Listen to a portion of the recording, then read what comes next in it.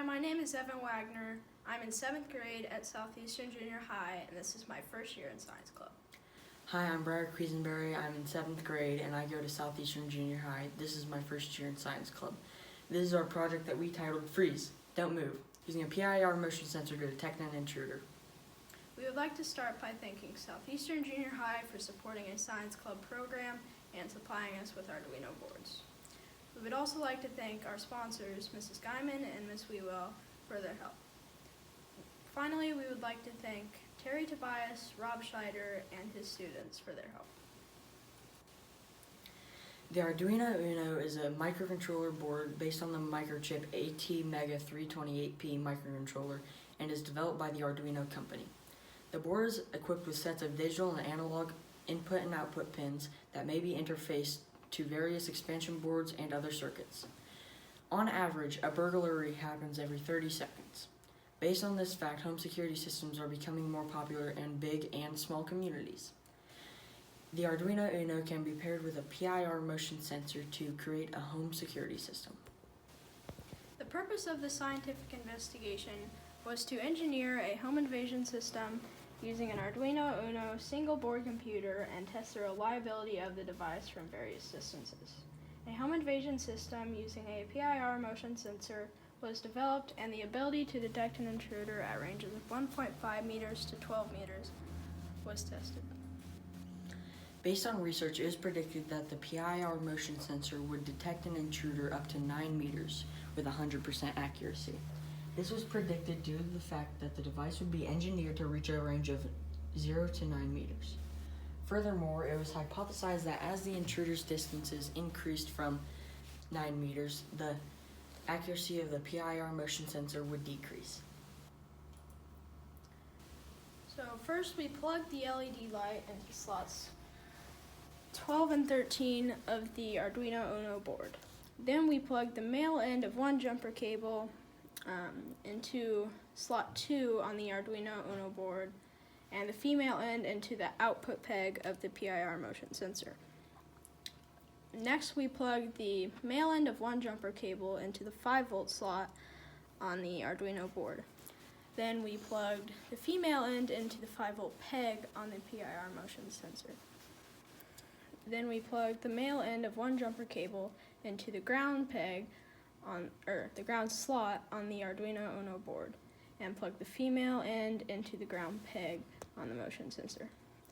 Next, we connected the Chromebook to the Arduino board using a USB-A to micro USB cable. Then we wrote the code to run the PIR motion sensor and Arduino 2.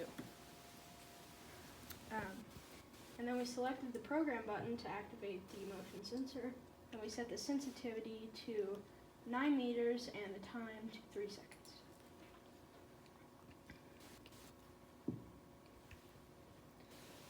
We set up a testing area. We used a tape measure and masking tape to mark the following distances on the motion sensor on the floor: 1.5 meters, 3 meters, 4.5 meters, 6 meters, 7.5 meters, 9 meters, 10.5 meters, and 12 meters. And we instructed the intruder to walk at a steady pace perpendicular to the sensor across the 1.5 meter mark. If the intruder was detected, a red LED light would turn on.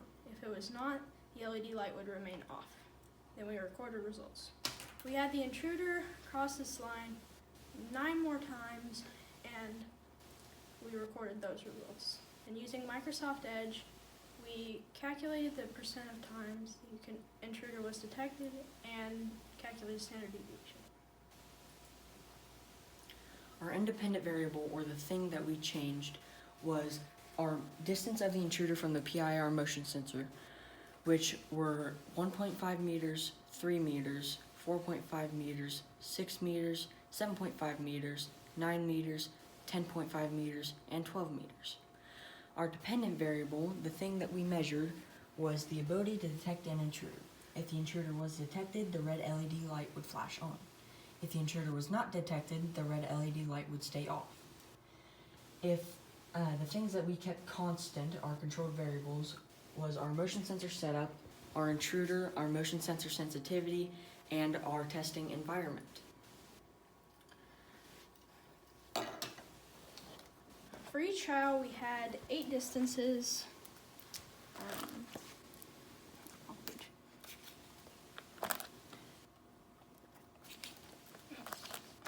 For each tile, we had 8 distances of the intruder from the motion sensor.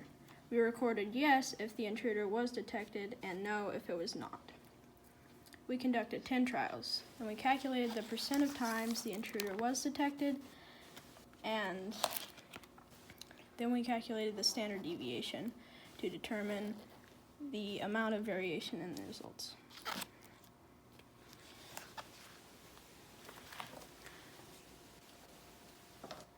This graph shows the effect of distance on intruder detection.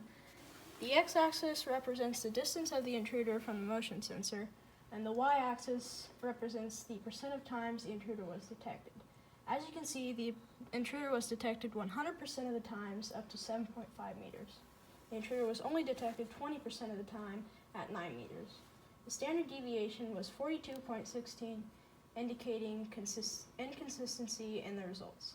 At 10.5 meters and 12 meters, the intruder was not detected whatsoever. It was predicted that the PIR motion sensor would detect an intruder up to 9 meters with 100% accuracy. After conducting 10 trials and averaging the results, it was determined that the hypothesis was not supported.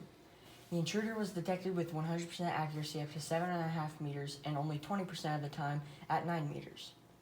Furthermore, it was hypothesized that as the intruder's distance increased from 9 meters, the accuracy of the PIR motion sensor would decrease. This portion of the hypothesis was indeed supported. The intruder was never detected at 10.5 and 12 meters. The project was conducted in a controlled manner. However, variation occurred in the results at 9 meters.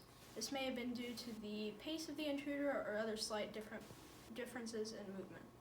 Overall, the project showed consistency. Thank you for listening to our presentation.